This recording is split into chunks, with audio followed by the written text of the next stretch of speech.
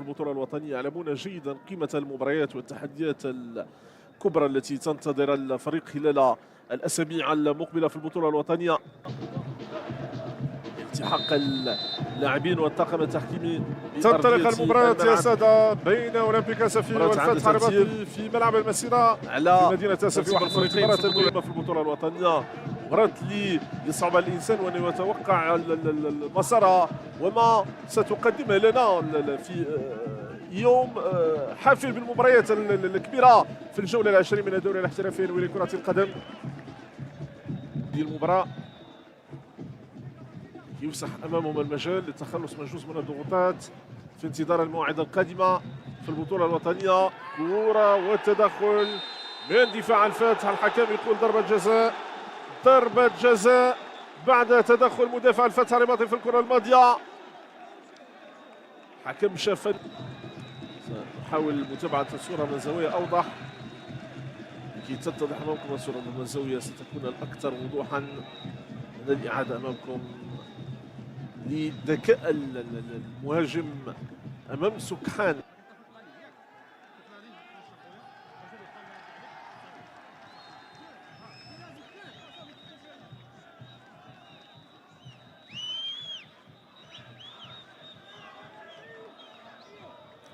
حكم المباراة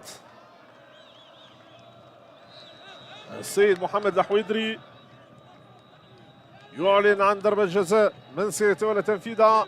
فرج كرمون.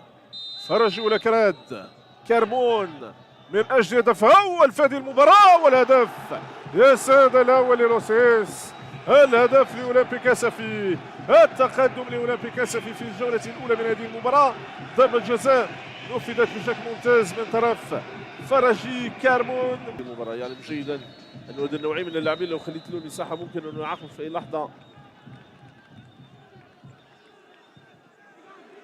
كرة في منطقة الجزاء، ممتاز الفتح، كان بإمكان لوسيس وأنه يسجل هدف يحسم بكل شيء في هذه المباراة. لوسيس كان قريبا من توقيع هدف ينهي به الجدل، يخلص منه مناصرين من ضغوطات الدقائق الأخيرة من هذه المباراة. لوسيس قد يندم كثيرا على تضييع مثل هذه الفرص. تسديدة راحولي،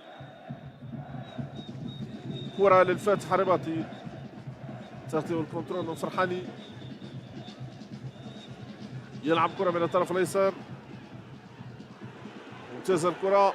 مرسلي لوحده، مرسلي يلعب المرسلي، غابت الدقة عن المرسي في الكرة الماضية وتتحول الكرة من جديد للفتح الرباطي. الفتح ينقل الخطورة، الفتح يبحث عن الزيادة العددية، غلق على نفسه، كانت عنده اختيارات أفضل، يلعب للفتح، كرة للفتح في منطقة الجزاء، شوف الكنترول، إمكانية للتسديد،